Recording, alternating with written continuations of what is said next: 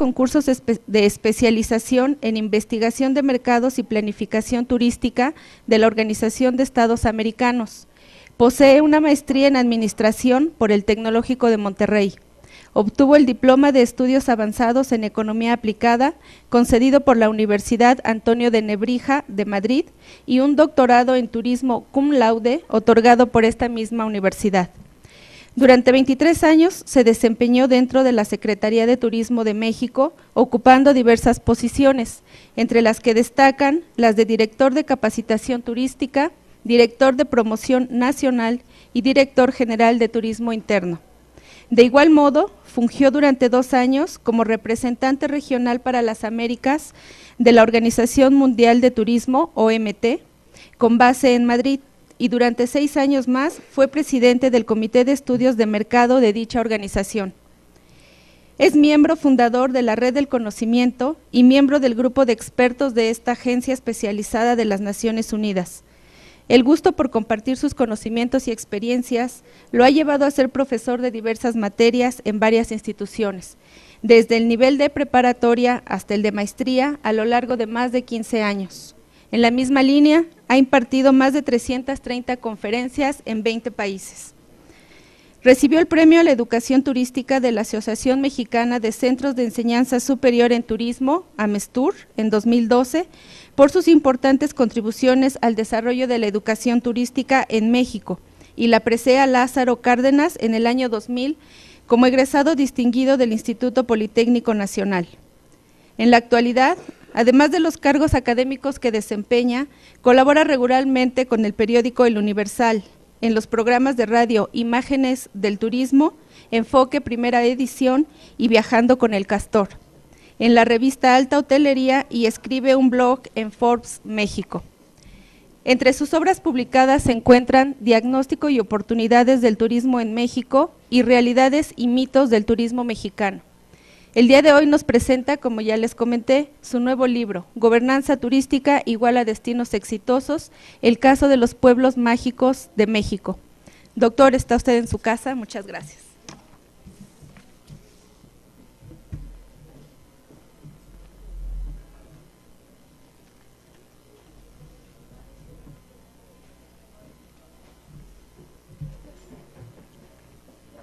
Sí, claro que sí, adelante.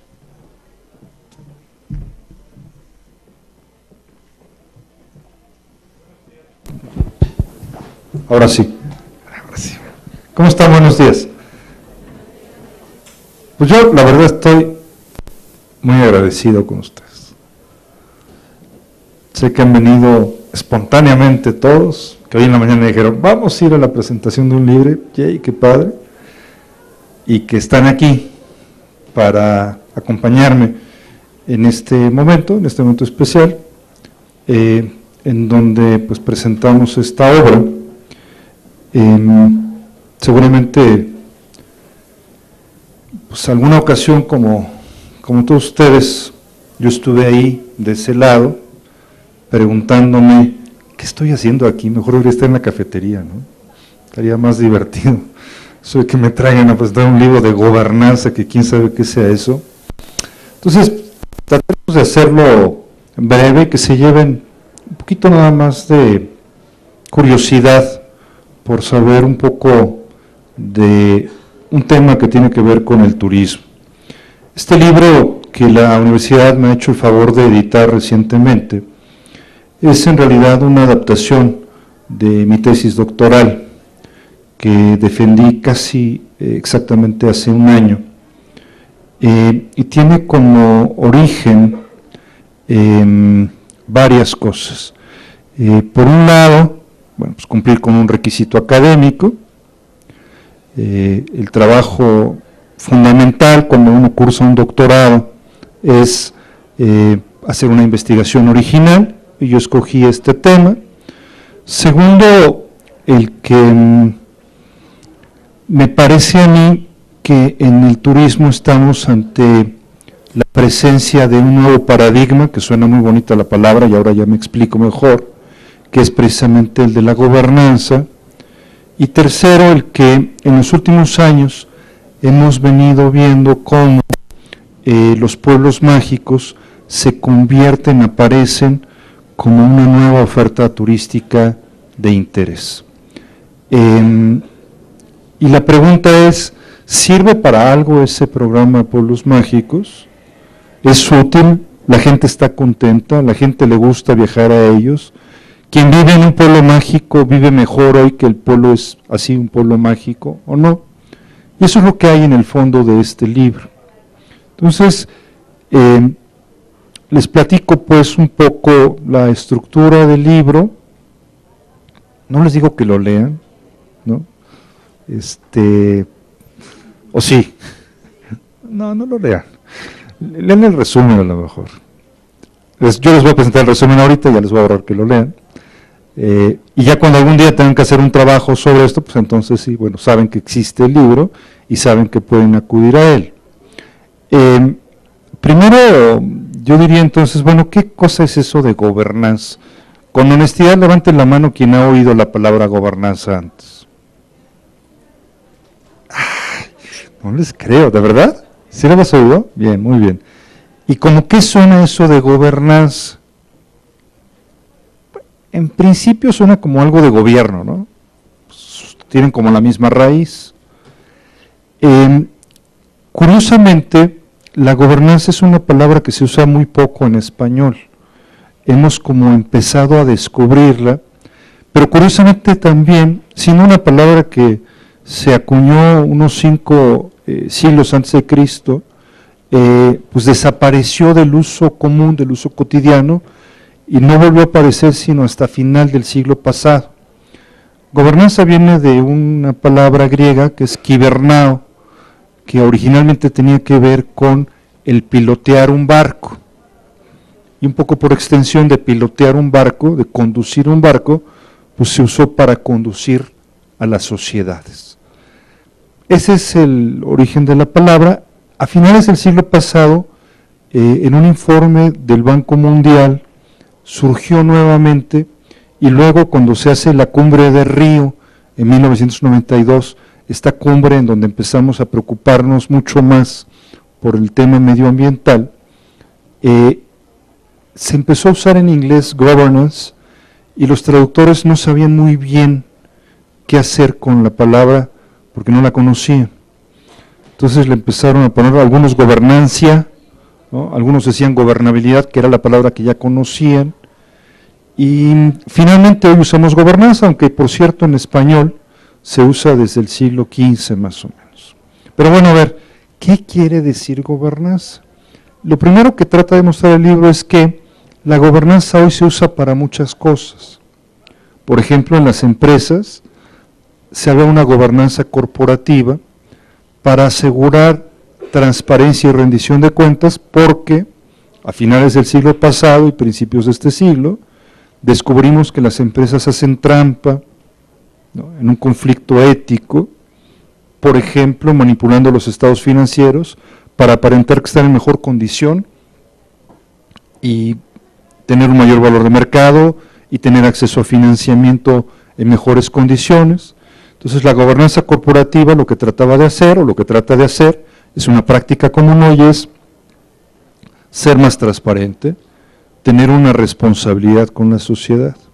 Pero se habla también de gobernanza como interdependencia internacional, de gobernanza como redes, de gobernanza como sistema sociocibernético, etcétera, etcétera, de muchas cosas. Para que sea más sencillo, yo les voy a tratar de decir qué es gobernanza, cómo lo entendemos y para qué sirve. Y para decir esto, al principio les dije, bueno, yo creo que hay un nuevo paradigma en formación. Creo que todo el mundo cuando habla de turismo hoy en día, habla como parte de eso que hace diferente, característico al turismo de nuestros días, de la competitividad y de la sustentabilidad. De eso se habían oído hablar, estoy seguro. ¿Se han oído hablar de sustentabilidad? Sí. ¿Se han oído hablar de competitividad? Sí. ¿Qué quiere decir sustentabilidad?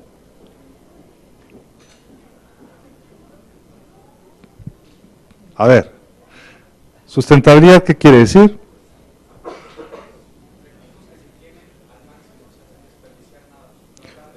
Perfecto.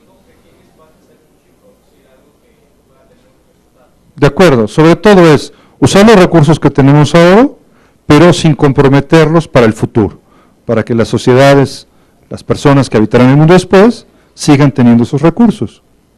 ¿Y la competitividad qué quiere decir? Aquí veo muchas mujeres, pero bueno, seguramente siguen el fútbol también, ¿no? El fútbol español por lo menos. Sí, el mexicano no, pero el español seguro que sí. ¿Cuáles son los equipos que siempre ganan? El Barça y el Madrid, ¿no? El año pasado el Atlético, pero bueno, es la excepción. Esos son equipos que son competitivos. ¿Por qué son competitivos? Pues porque invierten mucho dinero, porque tienen una cantera, ¿no? Eso es lo de hoy en turismo. La sustentabilidad, ninguna empresa hoy puede darse el lujo de contaminar, de desperdiciar los recursos, de no ser verde, digamos, aunque eso no es toda la sustentabilidad. Y las empresas, como cada vez hay más conocimiento de que el turismo es muy importante, pues tratan de traer a los turistas ofreciéndoles un mejor producto, son más competitivas.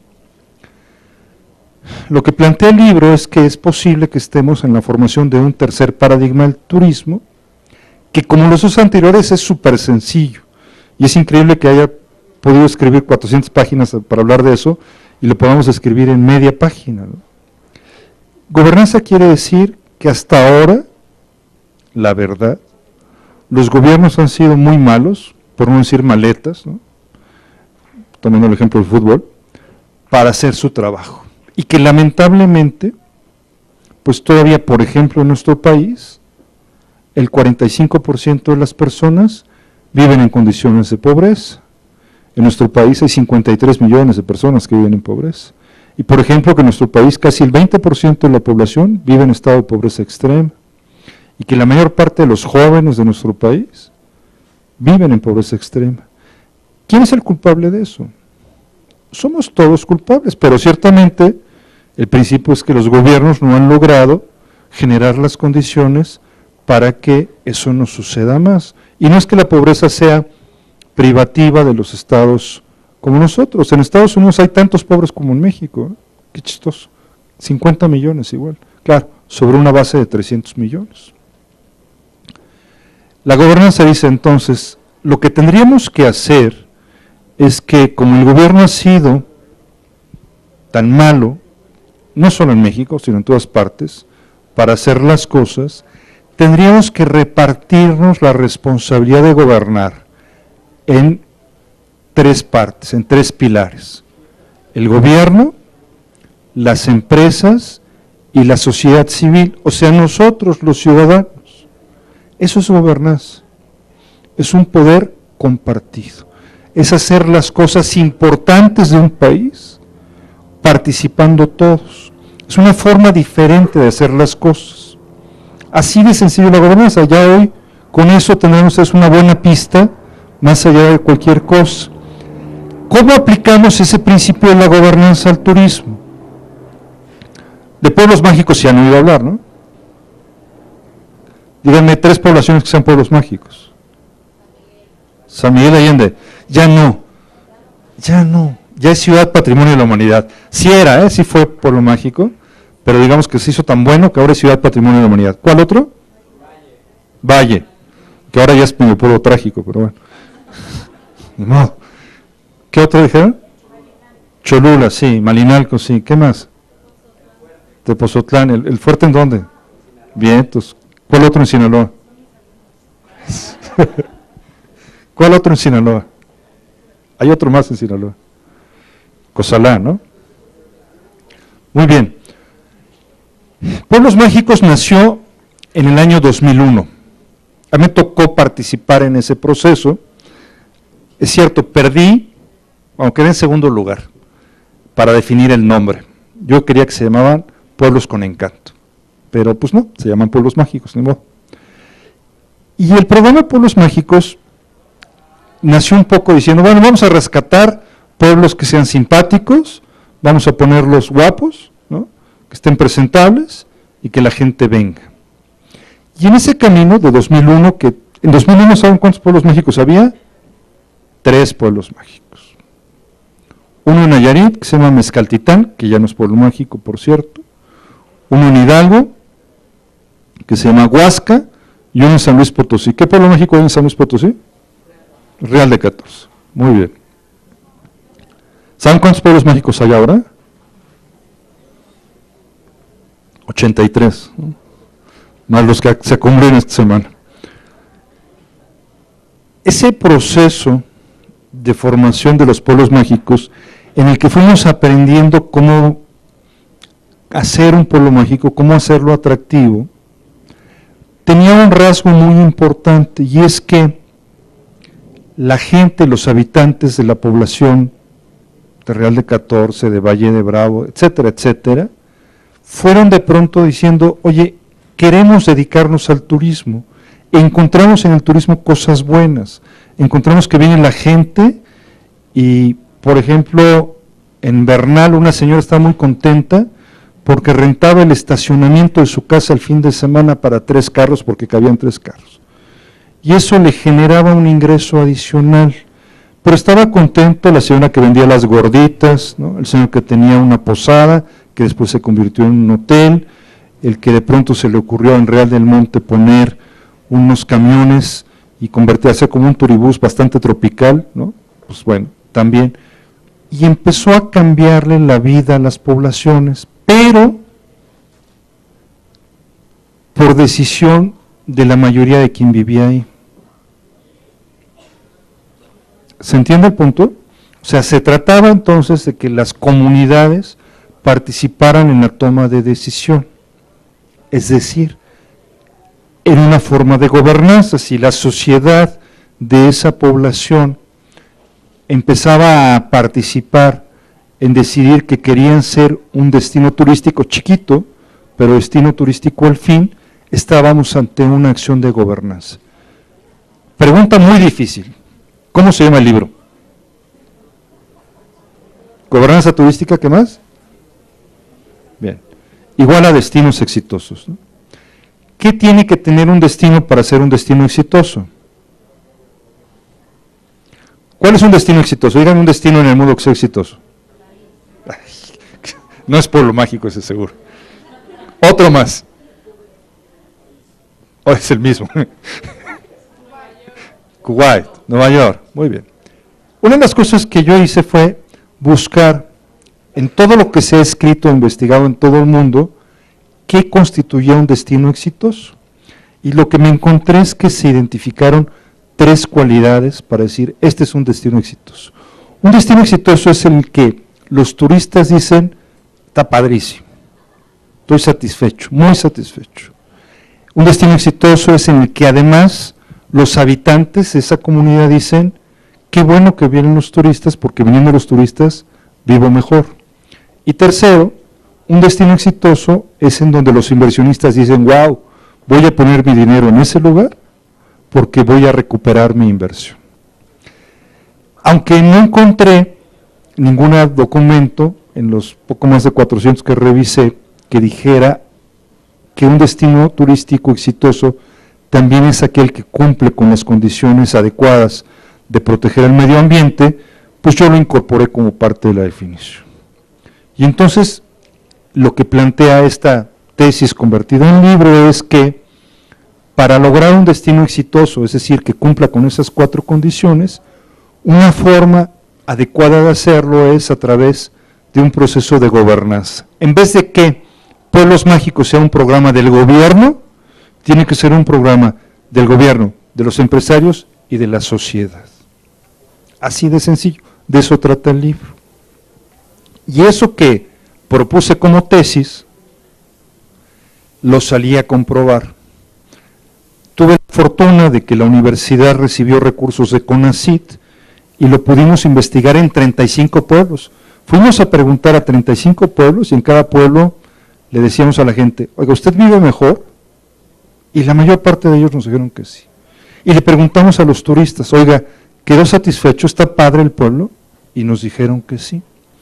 Entonces logré establecer esta relación entre que la gobernanza sí nos daba destinos exitosos.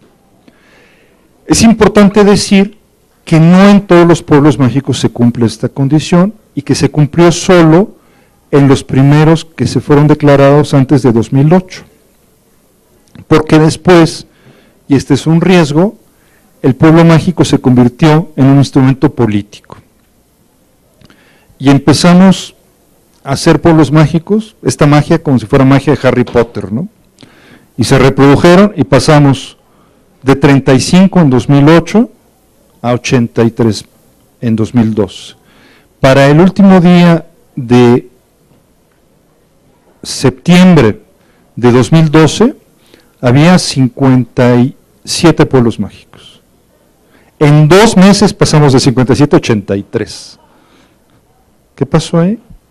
Pues dejó de ser un programa que se lograba llegar a él a través de la decisión de toda la comunidad, pues para ser una cosa política. El último día de la administración pasada, el último día, en un día, se entregaron 11 declaratorias de pueblo mágico. Era como Black Friday, ¿no? Más o menos. Más o menos. Perdimos entonces un poco el rumbo. Y fíjense, finalmente, desde ese día hasta el día de hoy, ¿saben cuántos pueblos mágicos adicionales hay? Ninguno.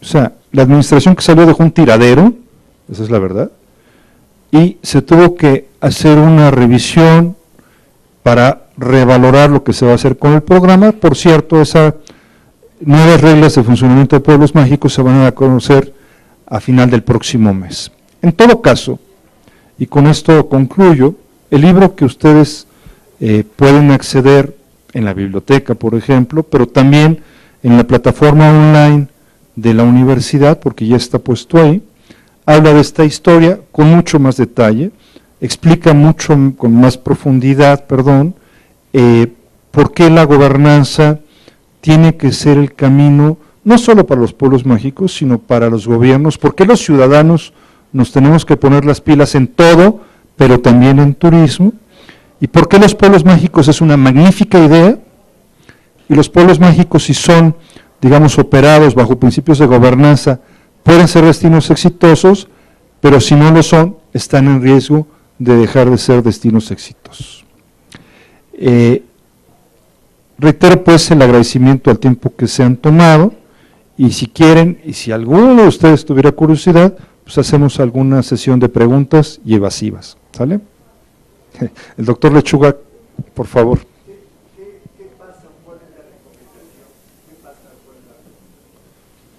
Repito, ¿qué pasa? ¿Cuál es la recomendación?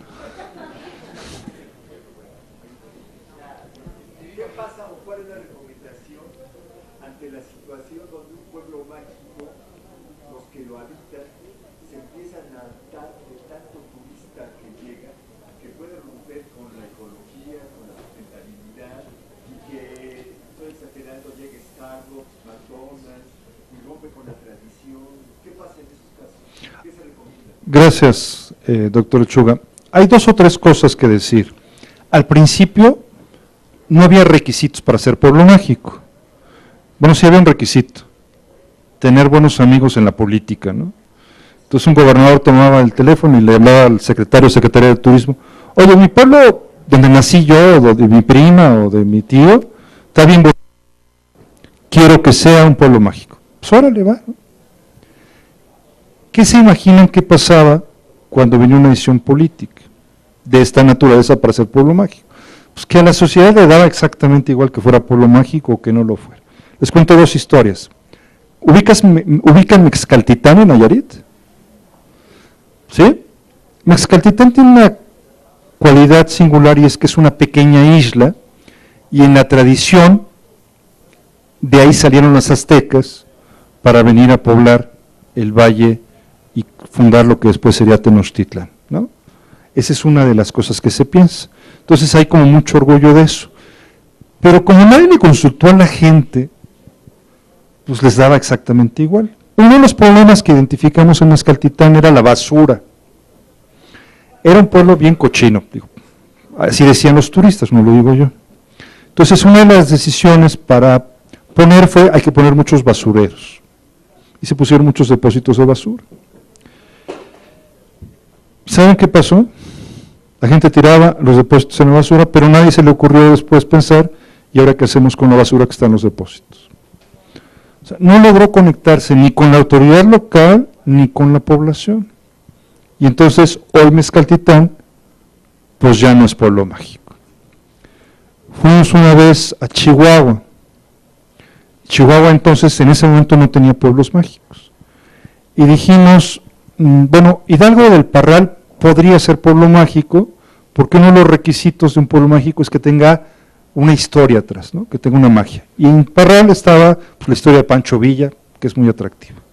Entonces dijimos a la gente, al presidente municipal, a las autoridades, a los prohombres de Parral, oiga, pues vamos a hacer pueblo mágico. Dijo, no. Parral, pueblo mágico, no va a ser pueblo mágico. Oiga, ¿y por qué Parral no es pueblo mágico? Díganos ustedes. No. Parral es mucho más que un pueblo mágico, ¿no? Parral es el ombligo del mundo, o una cosa así. Entonces, ¿quién decidió que Parral no fuera pueblo mágico? Pues 3 o 4 personas. La historia entonces tendría que ser que para que esto que menciona Mariano no suceda, tiene que ser la comunidad la que diga, en conjunto con la sociedad, a qué velocidad quiere crecer el pueblo. Es cierto que el turismo genera muchos beneficios, pero también genera cosas malas, ¿no? Hay un índice, el índice de UXEI, que mide exactamente esto, el nivel de rechazo que puede tener una comunidad de recibir turistas, porque empieza a haber, por ejemplo, especulación inmobiliaria, porque la comida es más cara, porque no se puede circular, porque hay ruido, etcétera. Entonces aquí la recomendación es la sociedad la que tiene que decir si quiere turismo y en qué medida lo quiere. No todo tiene que ser Cancún, porque si no se pierde pues de vista ese beneficio real y esa capacidad real que tiene la comunidad para crecer. Hay pueblos mágicos que lo han hecho muy bien y otros que no han hecho nada. ¿Alguna otra pregunta? A ver, sí, por favor, acá atrás.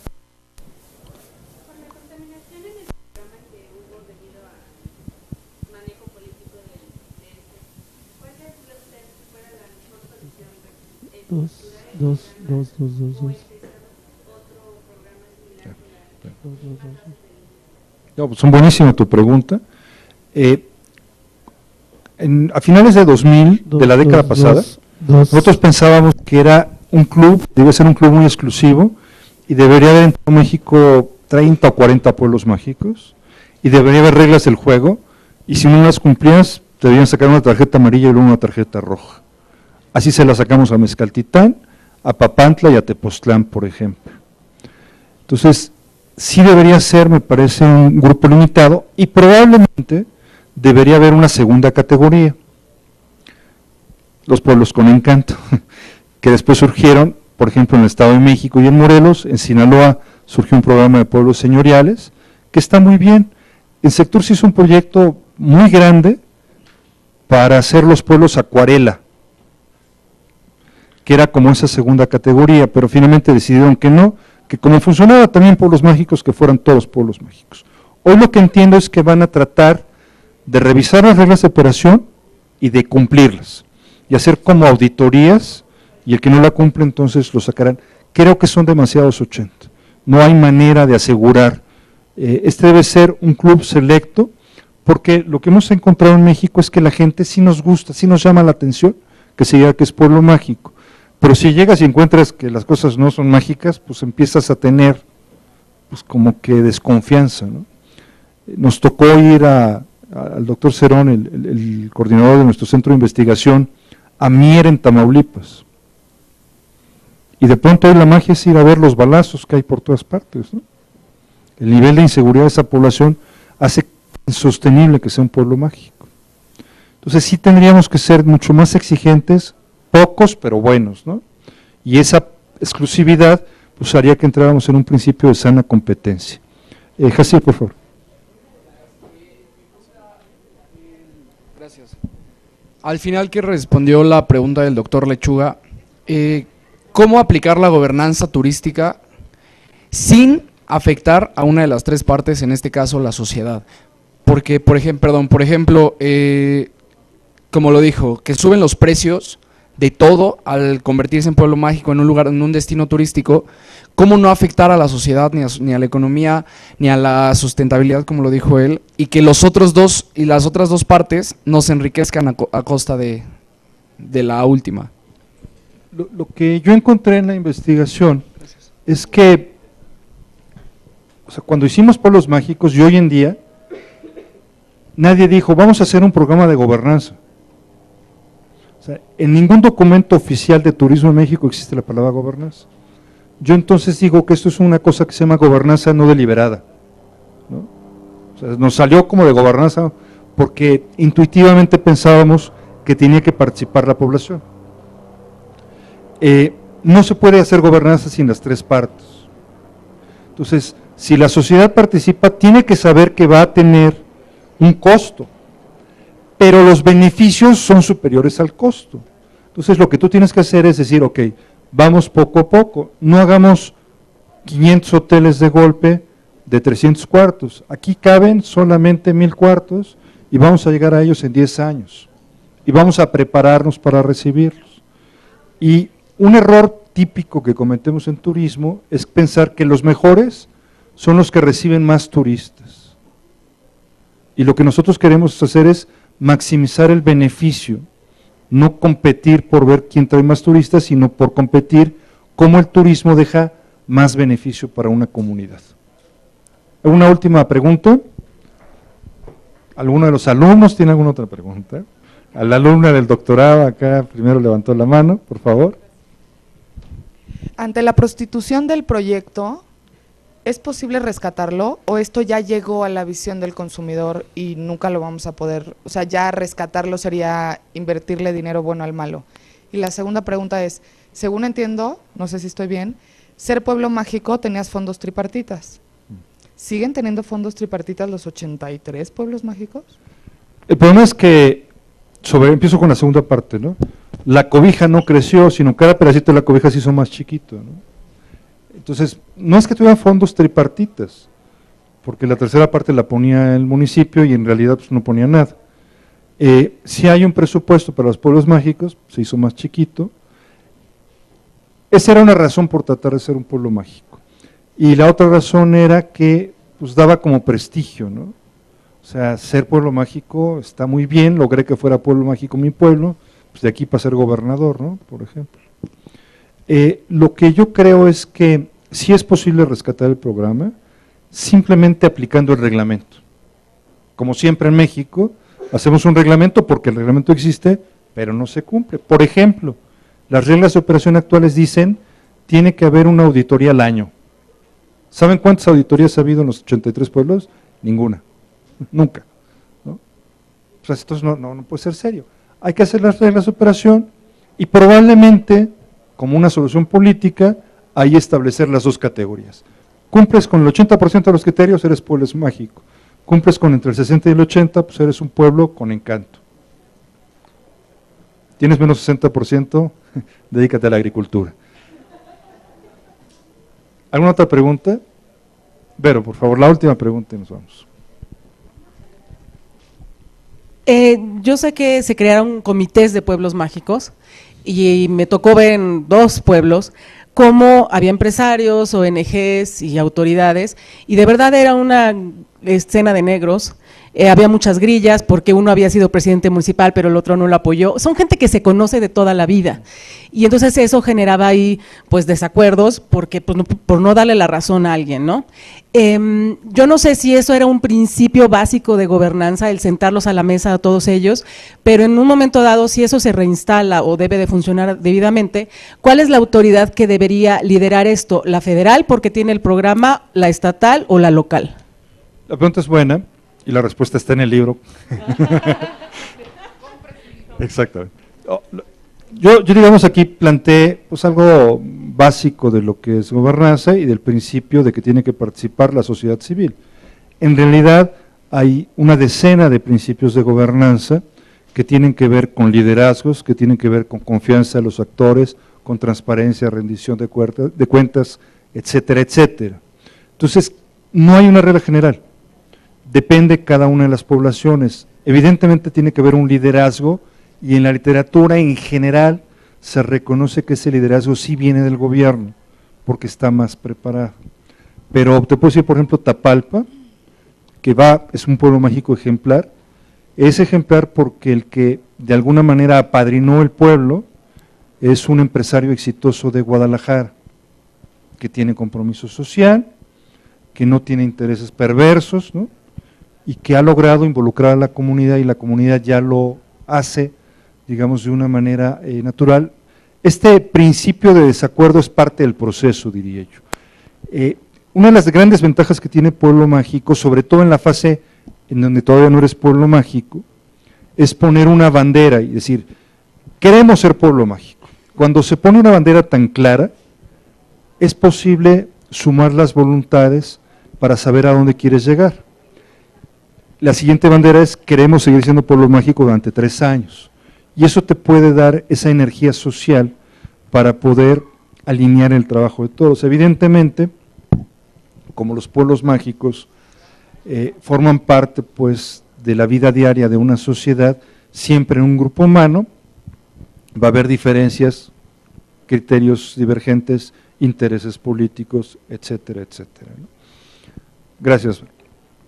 Bueno, si no hay más preguntas, yo solamente querría reiterar mi agradecimiento a la universidad por haberme dado la oportunidad de hacer esta presentación y sobre todo por editar el libro. También, por supuesto, el libro tiene una parte que es pues realmente muy profunda, y esa profundidad la logré gracias a la dirección del doctor Félix Tomillo, que es, yo creo, que uno de los más grandes eruditos que ha habido en el turismo contemporáneo. Lamentablemente falleció hace unas semanas, pero si encuentran algo interesante en el libro, seguramente tiene que ver con que él lo puso o lo indicó. Y por supuesto, bueno, pues siempre agradezco a mi familia, a mi esposa aquí presente, a mi hija aquí presente, pues que me hayan dado este espacio para poder escribir una obra como esta. Y por lo demás, mi mayor agradecimiento a ustedes que vinieron con tanto entusiasmo a esta presentación, sobre todo de manera espontánea. Muchas gracias.